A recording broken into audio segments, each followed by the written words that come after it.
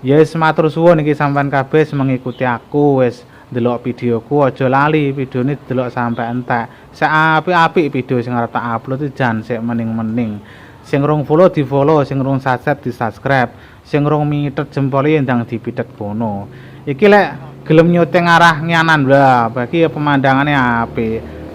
Pegunungan yes ngono kuwi lho, dadi ya sisih jelondangan, sisih dhuwur ngono dan lain sebagainya. Yes ngono kuwi daerah pegunungan yes ngene iki. Lek saiki ya wis lumayan rada penak dalane. Bah, aku mbiyen ngene iki teko kene menyang Lodaya wis sekitar tahun 9 pira ngono lho, 90 berapa ngono.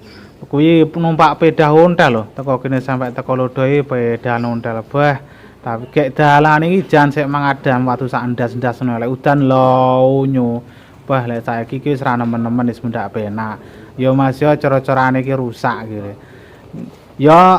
Ya sing tepake ngene iki lho, daerah pegunungan kudune dicor ora di aspal mak ya. Pokoke dasarane cor insyaallah ya luwih roso lah. Pokok bar dicor ngene iki terus dhuwure engko di aspal ngono paling ya mening lek langsung aspal gitu kok gampang bluduk ngono lho. Wah iki enek emak-emak tuku wedhek iki lah. Lah kene iki mbuh iki perbatasan antara Ndawe karo Centong Etan Kali ngendi mak ya sing ngerti komen. Tapi lek Protelon iki jelas wingi ngulon arah Juruk mak ya. Ketoke lek kene iki paling ya wis masuk Ndawe paling. Ya lek salah minta maaf. Ya wis ngono mak ya, sepurane